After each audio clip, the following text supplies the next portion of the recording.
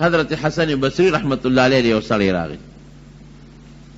وی زما بچی نشتا نو ورته استغفار وایه ورته توبه ده بخنه غوښتل دي. بل یو سړی والا راغی وی صاحب زمونږ په علاقه کې قحط دی اوبه نشته ګیا نشته وی استغفار له زور ورکړي. بل یو سړی والا راغی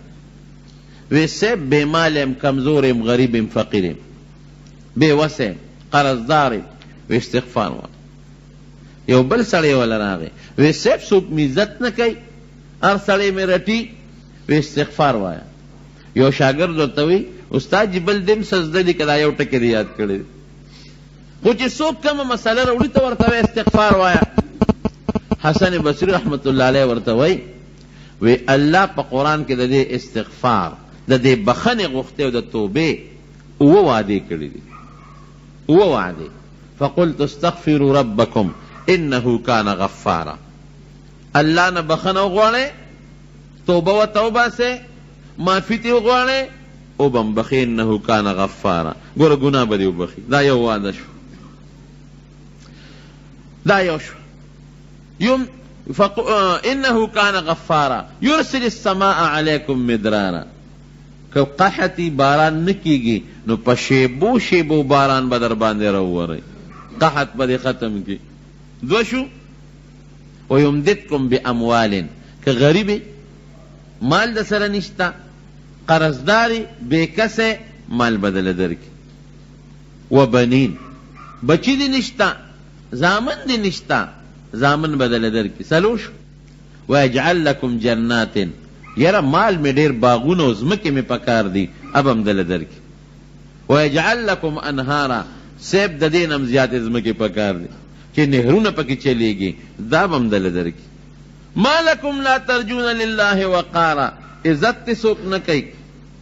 پا دنیا کے لئے بیزتے جن دے استغفار وایا اللہ بدل عزت ہم درکی. نو رب العالمین پا قرآن حکیم کے پا دے استغفار وہ وعدی کری دی قرآن کی وہ وعدی کری دی. نو چی وہ وعدی رب العالمین پا قرآن حکیم کے پہ استغفار کئی نو دا دی والی خلقو تبیاد استغفارو نخیم. نو دا مارونو پا بخنا بیت اللہ شریف تا مخامخ خدای پاکم بودا یو آیت پر غلاف دا پاس آیاتون لکلی دی کم چی دا بیت اللہ مبارک غلاف تے نو پاگی دا قرآن حکیم آیاتون لکلی دی او دا اللہ نمونا یا حیو یا قیوم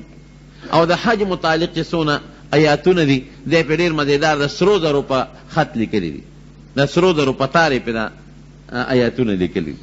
نو ما چې مخامخ ورتاو کتل نو یو آیات پی لکلیو نو ډیر خوند دی راک ډیر خوند دی راک او ډیر د الله په حضور کې شکریه مې ادا کړو د ډیر خوشاله د شکریه نه جړه را لاله. هغه آیت داسې دی ومن يعمل سوءا او يظلم نفسه داسې دی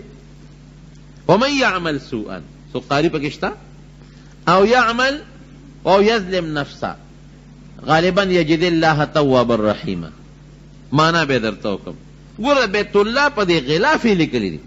مانے دا سے دا چی سوک گناو کی گورا قرآن حکیم کے اللہ ہو چی سوک گناو کی نو گناہ خو مونگ ٹوڑو کردے دا کن سوک دی پاکشتا نشتا او یا پزان ظلمو کی پزان زیادتی مونگ ٹوڑ کو پزان زیادتی کو کہ سوک ڈاکا کئی کہ سوک غلا کئی کہ بل تکنزل کئی کہ پبل ظلم کئی دا ٹوڑ زان سر ظلم دے زان سر زیادتی دے. نو اللہ فرمائی دا بیت اللہ پا دے غلاف دا پاس دا آیات نکلے شوی دے کہ سوک گناو کی یا پزان باندے ظلمو کی او بیا دا اللہ نا بخن غواری یجد اللہ تواب الرحیم اللہ بے توبم قبول کی اور رحم بم پیو کی پا دے بیت اللہ دا پاس نکلے ماوی یا اللہ تسونا میرا بانا بادشاہ اعلان در تکای پزان دے ظلم او زیادتے کو یا گناہ دے اکڑا اللہ تا توبہ و باسا در باندے توبہ دیم قبلی او رحمم در باندے کئی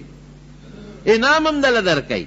نو بابا مرگرو تاوی چی گورا دا آیات در تمخامخ لکلی شوی دے دا قیامت پرز بدنوز خدای تا پوس کئی چی دا اللہ بندنو ولی توبہ نیستا ما خود انسان پڑھکے چولیو نو دا بیت اللہ پا غلاف دا پاسا من پی لکل کری دی در تمی شیشہ مخامخ کلا چی او باسا توبہ بخنا او غوارنو کم بخت بیادم توبہ نیستا بیادم بخنا نغوختا بیادم معافی نغوختا زمارونو الله په خپل اعلان کوي ما به یا الله تا ویلی دي ما نه دی ویلی تا په خپل کتاب کې ویلی دي چې څوک ګناه وکړي او په ځان ظلم وکړي او بخښنه غواړي نو زه یې بخم نو موږ ګناهګار هم یو موږ په ځان ظلمونه هم کړي دي او موږ دنه بخښنه هم غواړو نو پروردګاره زموږ مغفرت نصیب کړي دا به د الله په حضور کې سوال کوي زمارو او الله دونه خوشحالیږي په توبه مولانا روم صاحب رحمت الله علیه خلوی بزرگ هم تیر شوی دی او صوفی مو هغه یو واقع لیکلی ده وی د حضرت عمر فاروق رضی الله عنه په زمانه کې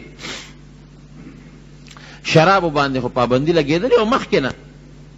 خو عمر فاروق رضی الله عنه په نوره سختی مو کړله چې یاره که چا سره شراب برآمد شو یا چام اسکل نو ګورم به ورسره هغه سخت طبیعته مو سخت مزاجه مو و یو ځل د مدینې منورې په یو لاره په یو کوڅه کې را روان دی یو سړی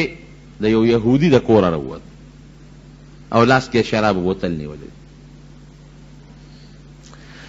چې څنګه هغه راووت او د شراب بوتل ورسره دی هغه څه خیال دی چې ما به څوک وویني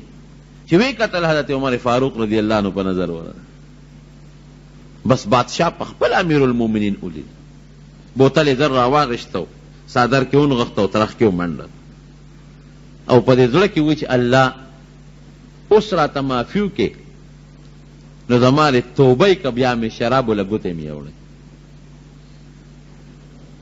ځکه به یو انسان ګواه راشي نو دا خو په ما باندې امیر المؤمنین په خپله ګواه دی دې په خپله ولیدم بل چا خو نیم نه دی هغه په خپله ولیدم هغه دی را روان دی او عمر فاروق رضی الله عنه چې دی ولید چې شراب بوتل ورته پسې راتېر شو ودرېږه لکه څه کوې دې ورسره پېږي دغسې لاسونه یې لچي څه دي در سره څه نشته اعتراف کې دی سړي صادر دی جی صادر کې سړي جی بوتل دی پکې بوتل کې سړي پی دی پکې جی اوس ګوره دروغ وایي چې ځان به په دې بچ کړم او جاړي اوس غریب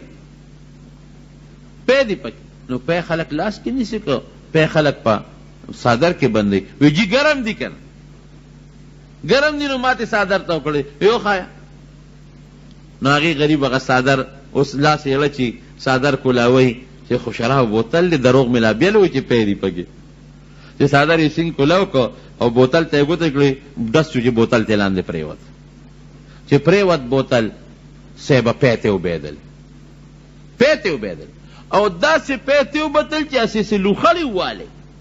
داسې ګرم چې خوټ کېدلې پی لوخړې کوي سړی هم حیران شو چې دا خو ما شراب واغشتل یخ پخ شراب او دا خو واقعي په دې بوتل کې اوس پی دی او لوخړې کوي او عمر فاروق رضی الله عنه هم حیران دی چې ما خو د په لاس کې شراب ولیدل یخ پخ دا څه شی دی کلک یې د مټونه وایي وایه وروره ما خو ستا لاس کې دا پی نه ولیدې هغه شراب و یخ پخ و لاس کې دې نیولي و او دا خو واقعي پی دی او ګرم دی دا ولې سړی ورته وایي صاحب معافي به چې رښتیا لویم وی بلکل معافي خو رښتیا لوایم وی دا ما دقه یهودي کره شراب واغېستل یخ پخ شراب خو چې کله ته مې ولیدې که نه نو د الله په حضور کې مې توبه وویسته چې الله زما دې توبه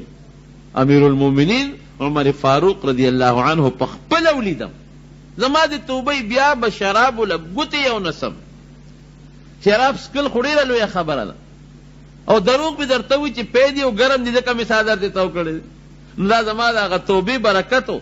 چې رب العالمین زما حیا وساتله حضرت عمر فاروق رضی الله عنه ورته وایي چې بېشک ستا د توبې د برکت نه خو الله ستا د شراب په دې پیو بدل کړل ستا حیا الله وساتله